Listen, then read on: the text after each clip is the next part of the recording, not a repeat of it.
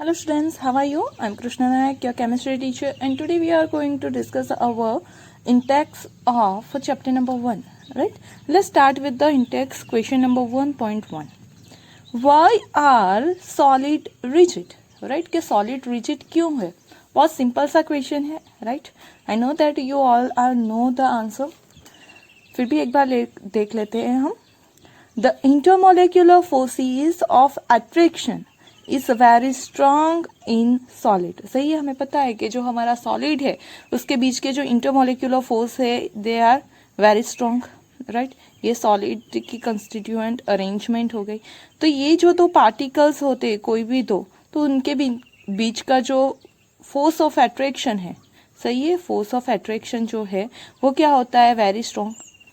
दूसरा, उसकी वजह से क्या होता है, the constituent particles of solid can not move from their position. सही है कि उनके बीच का ये फोर्स ऑफ अट्रैक्शन इतना ज्यादा है कि उसकी वजह से ये सॉलिड अपनी जगह से मूव नहीं कर सकते हैं.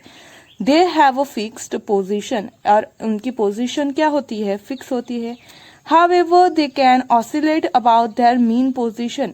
वो सिर्फ क्या कर सकते हैं, सपोज ये एक मॉलिक्यूल है तो वो अपनी जगह पे सिर्फ थोड़ा सा ऐसा ऑसिलेट हो सकता है, लेकिन वो अपनी जगह से रिमूव नहीं हो सकता, दूर नहीं जा सकता, मूव नहीं हो सकता है. Okay, and that's why this is the reason solids are rigid. सबसे बड़ा रीजन क्या है, उसके बीच का ये फोर्स ऑफ अट्रैक्शन के जो बहुत ज्यादा स्ट्रांग है, उसी वजह से उसकी पोजीशन है वो फिक्स होती है, वो मूव नहीं कर सकता है, और उसी वजह से जो सॉलिड होते हैं वो क्या होते हैं, रिजिड होते हैं. Okay, now in text question number 1.2.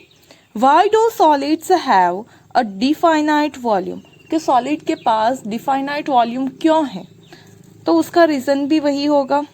In a solid constituent particles have a fixed position and a strong cohesive force of attraction. सही है, वही है कि जो दो मोलिक्यूल्स होते हैं इसके बीच के क्या होता है, तो जो फोर्स ऑफ अट्रैक्शन है वो बहुत ज्यादा है, स्ट्रॉन्ग है. सही है, उसी वजह से they can not move but only can oscillate, और वो मूव नहीं हो सकते, सिर्फ क्या कर सकते हैं, ऑसिलेट हो सकते हैं.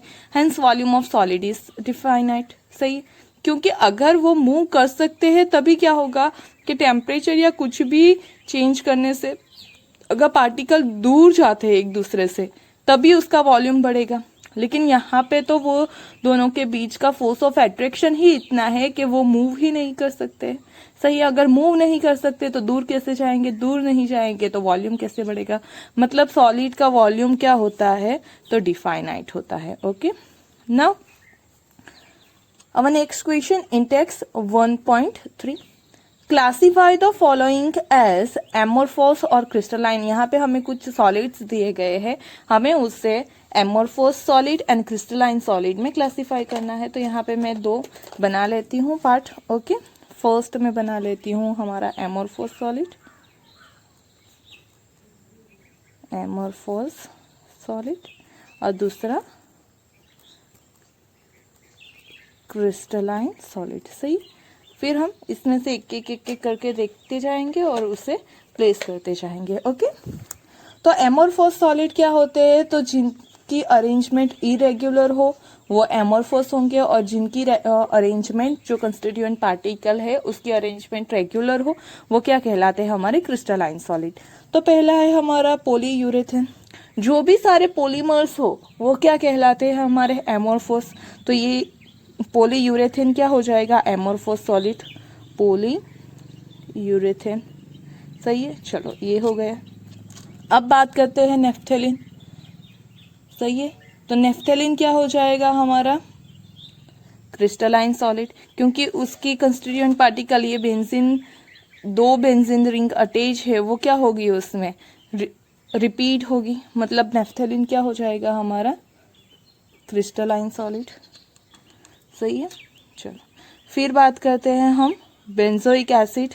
तो benzoic acid is also crystalline solid. देखो ज्यादातर जो ऑर्गेनिक सब्सटेंस होते हैं वो कौन से होते हैं, क्रिस्टलाइन होते हैं.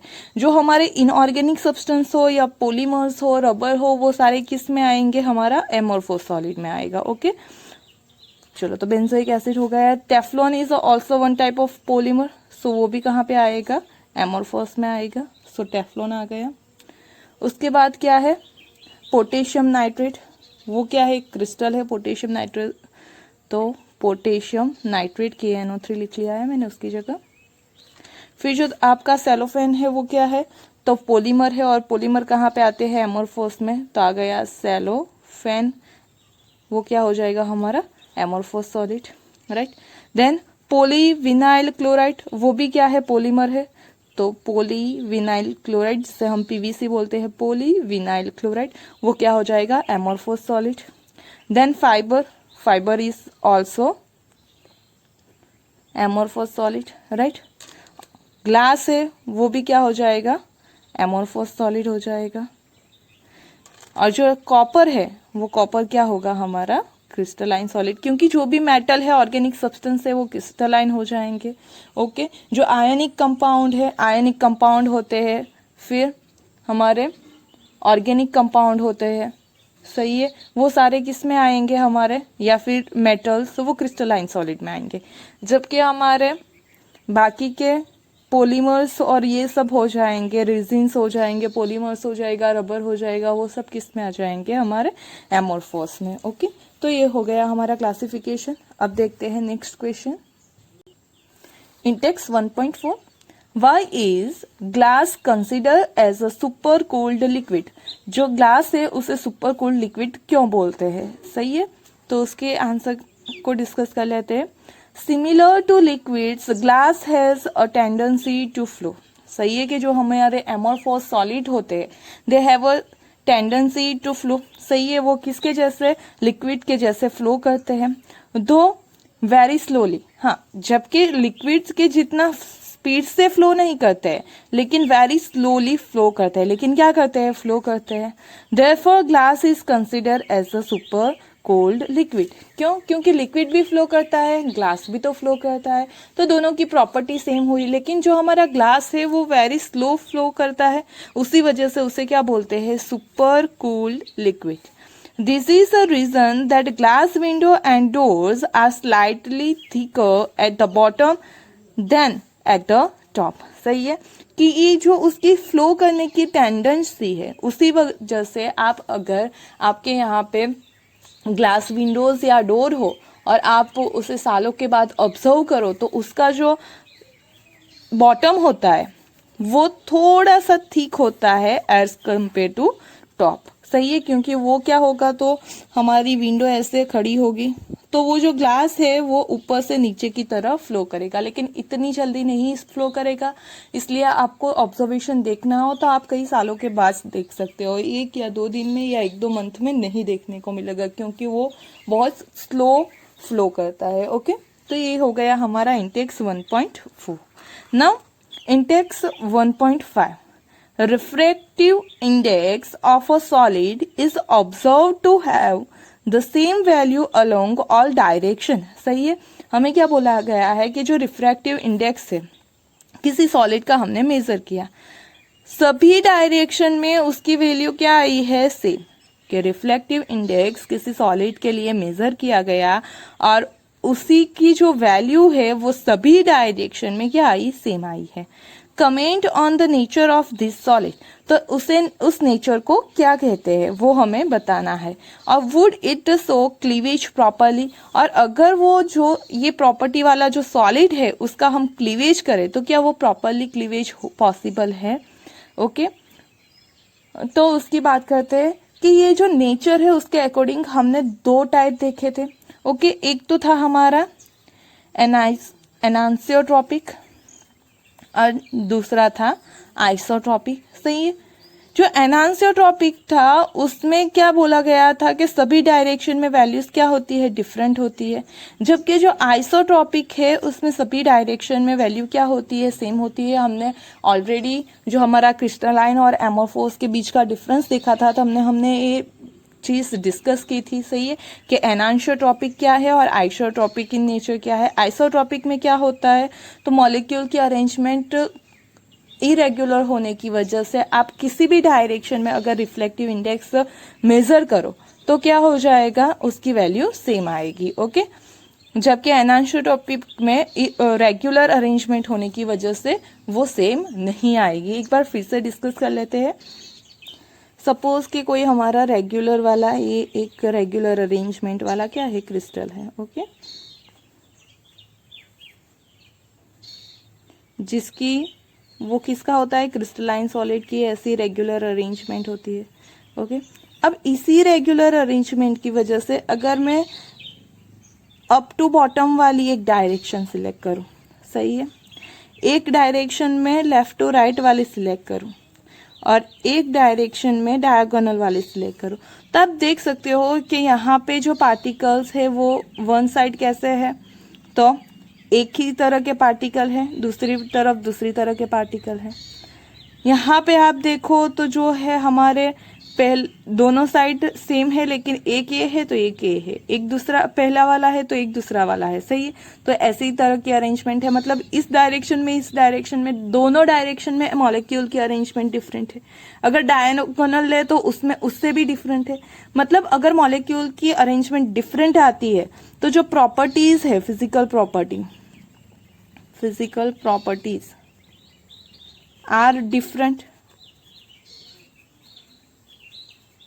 इन डिफरेंट डायरेक्शन, ऐसा बोल सकते हैं, डिफरेंट डायरेक्शन, सही, कि डिफरेंट डायरेक्शन में जाओ तो यहाँ पे प्रॉपर्टी क्या मिलेगी, डिफरेंट मिलेगी, और उसी नेचर को बोलते हैं एनान्सियोट्रॉपिक।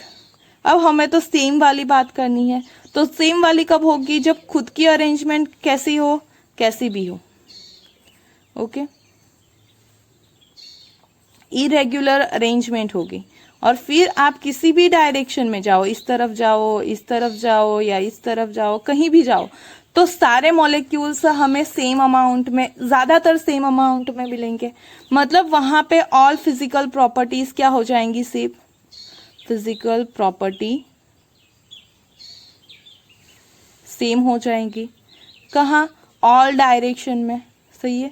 तो उसी वजह से उसे क्या बोलते हैं, आइसोटॉपिक। और हमें भी तो यही दिया गया है कि जो रिफ्लेक्टिव इंडेक्स है, it's a one type of physical property, वो सारी डायरेक्शन में सेम आ रही है। किस में आएगी, जब आइसोटॉपिक होगा तब। मतलब an isotropic solid has the same value of the physical properties when measured along different direction, okay. Therefore, the given solid having the same value of the reflective index along all direction is isotropic in nature. जो isotropic है उसी में ऐसा होता है कि सभी direction में फिजिकल प्रॉपर्टी सेम आती है, ओके। हमारी जो प्रॉपर्टी दी गई है रिफ्लेक्टिव इंडेक्स, वो भी ऐसा ही बोला गया है। मतलब जो सॉलिड की बात की गई है क्वेश्चन में, वो कौन सा होगा, आइसोट्रॉपिक इन नेचर होगा। Hence the solid is an amorphous solid। और आइसोट्रोपिक नेचर किसका होता है, एमोरफोस का इरेग्युलर अरेंजमेंट किस में होती है, एमोरफोस में, जबकि रेगुलर क्रिस्टलाइन में होती है, और वो तो क्या है, एनान्सियोट्रॉपिक है। चलो, तो हमारा जो क्रिस्टल हो सॉलिड हो गया वो क्या हो गया, एमोरफोस सॉलिड। अब दूसरा क्वेश्चन भी पूछा गया था कि क्लीवेज सही होगी या नहीं। तो when an amorphous solid is cut with a sharp edge tool, it cuts into two piece with irregular surface. वो कट तो हो जाएंगे, लेकिन कैसे, विद द इरेग्युलर सरफेस। तो दोनों सरफेस सेम और स्मूथ होंगी नहीं, मतलब वो कट होंगे लेकिन वो इरेग्युलरली कट होंगे, ओके। तो ये हो गया हमारा Intex 1.5। Now talk about the Intex 1.6। Classify the following solids in different categories based on the nature of the intermolecular forces operating in them। Okay, कि हमें क्या करना है, यहाँ पे कुछ सॉलिड दिए गए हैं, उन्हें क्लासिफाई करना है, किसके अकॉर्डिंग, उनके नेचर के अकॉर्डिंग। कौन सा नेचर, तो इंटरमोलिकुलर फोर्स कौन सा अप्लाई हो रहा है। हमने क्लासिफिकेशन ऑफ क्रिस्टलाइन सॉलिड पढ़ा था, सही है, उसी में बात की थी कि जो डिफरेंट सॉलिड है हमने उसे क्लासिफाई किया था आयोनिक सॉलिड में, मेटालिक सॉलिड में, मॉलिक्यूलर सॉलिड में और कोवेलेंट सॉलिड में। तो वो कैसे क्लासिफाई किया था, तो उनके बीच का जो फोर्स ऑफ अट्रैक्शन था, उनके बीच की जो बॉन्डिंग थी, उसके लेके हमने क्या किया था, उन्हें डिफरेंशिएट किया था। तो यहाँ भी हमें जो सॉलिड दिए गए हैं उनके बीच का इंटरमोलिकुलर फोर्स देख के उसे क्या करना है, हमें क्लासिफाई करना है, ओके। तो 1 by 1 देखते हैं हम। चलो, पहला दिया गया है हमें पोटेशियम सल्फेट। तो पोटेशियम सल्फेट क्या हो गया, तो K प्लस और SO4 माइनस 2, सही है, 2K प्लस होगा और SO4 माइनस 2, तो मतलब ये क्या हो जाएगा हमारा आयोनिक सॉलिड, क्योंकि आयंस के बीच का जो भी बॉन्ड फॉर्म होता है, आयोनिक बॉन्ड है, तो वो क्या हो जाएगा हमारा आयोनिक सॉलिड, सही है। तो पहले का आंसर होगा आयोनिक सॉलिड।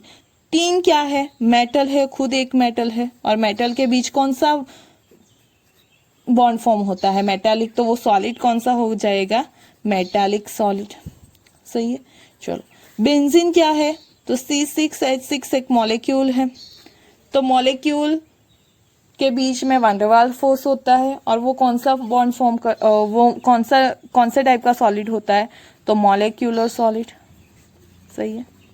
चलो यूरिया NH2CO NH2 वो भी एक टाइप का क्या है हमारा मॉलिक्यूल है, तो वो भी हो जाएगा मॉलिक्यूलर सॉलिड।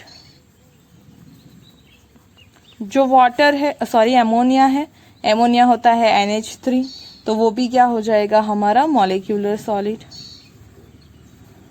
क्योंकि वो भी एक मॉलिक्यूल है। जो वाटर है वो भी क्या है, H2O मॉलिक्यूल ही है, तो उसमें भी हो जाएगा, वो भी हमारा मॉलिक्यूलर सॉलिड हो जाएगा।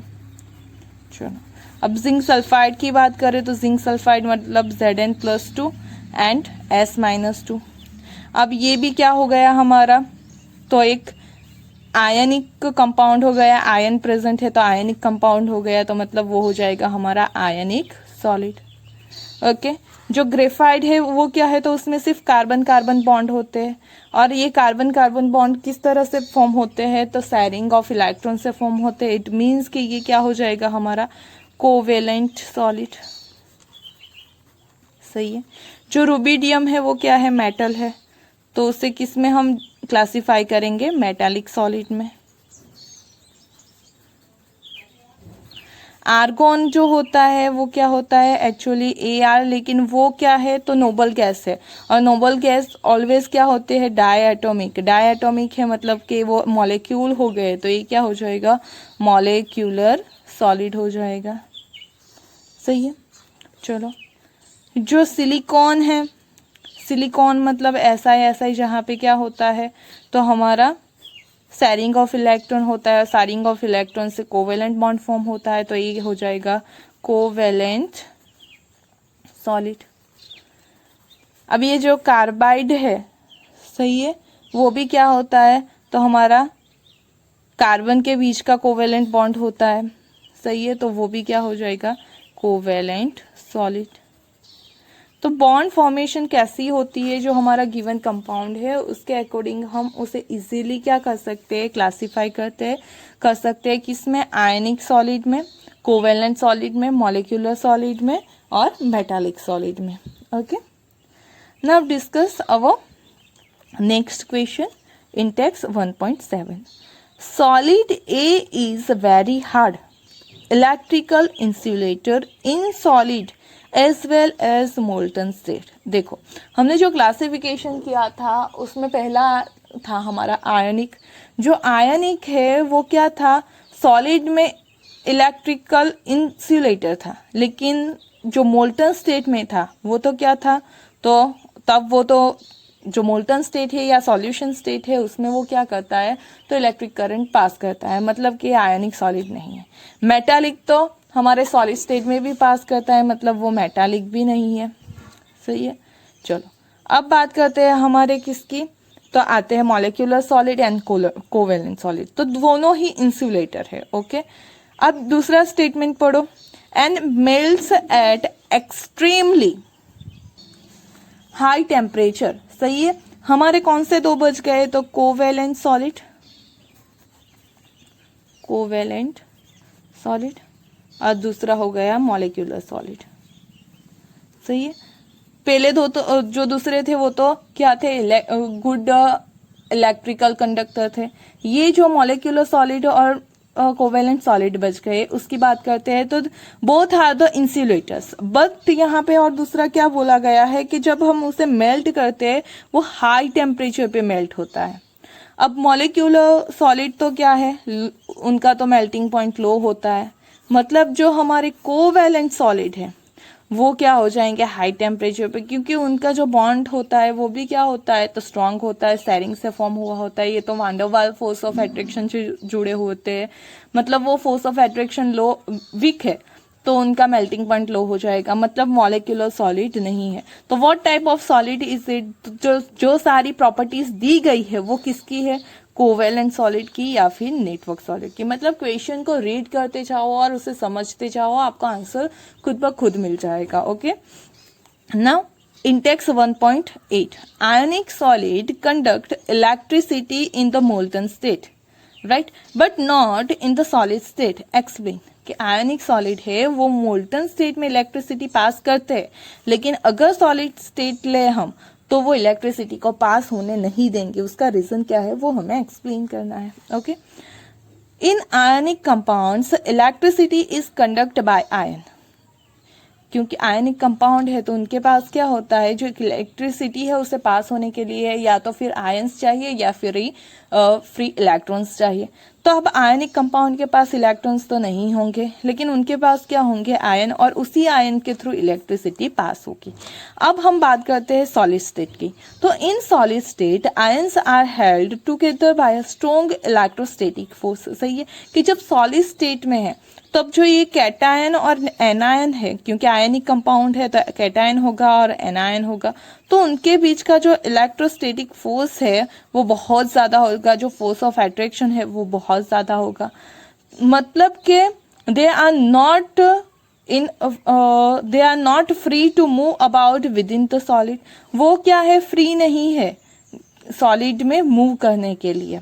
अगर वो मूव ही नहीं करेंगे तो इलेक्ट्रिसिटी कैसे कैरी करेंगे। सही है, hence ionic solid do not conduct electricity in solid state, क्योंकि हमें तो इलेक्ट्रिसिटी को कैरिड आउट करने के लिए फ्री आयंस चाहिए, लेकिन जब हमारे आयनिक सॉलिड स्टेट में होते हैं तब उनके बीच का जो फोर्स ऑफ अट्रैक्शन है वो बहुत ज़्यादा होता है। उसी वजह से वो फ्रीली मूव कर सकते नहीं है, और फ्रीली मूव ना करने की वजह से they can not conduct electricity in solid state.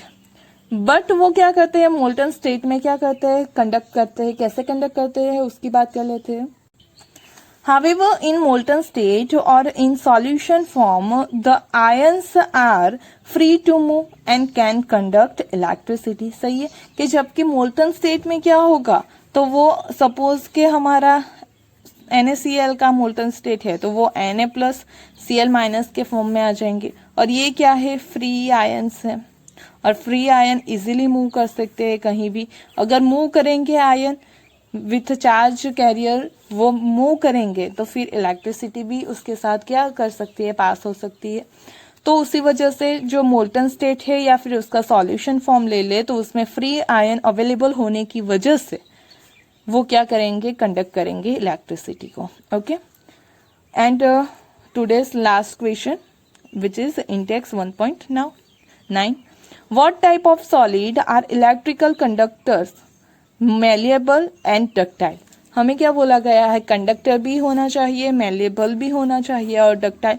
तो ये सारी प्रॉपर्टीज किस में है, तो metallic solids are electrical conductors, malleable and ductile. क्योंकि मेटालिक सॉलिड ही है जिसे क्या कर सकते हैं हम, तो हैमरिंग करके उसका सीट फॉर्म कर सकते हैं, उसको टेंसाइल स्ट्रेंथ देके उसका क्या कर सकते, टेंशन के थ्रू हम उसको वायर में भी कन्वर्ट कर सकते हैं। सही है, तो ये सारी जो प्रॉपर्टीज है वो किसके पास है, सिर्फ मेटालिक सॉलिड के पास।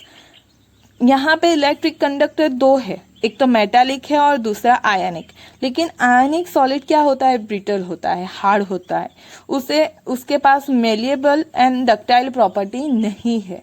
तो उसी वजह से ये इसका आंसर आ जाएगा metallic solids. Okay, hope you understand. If there is any query you can ask me. Thank you.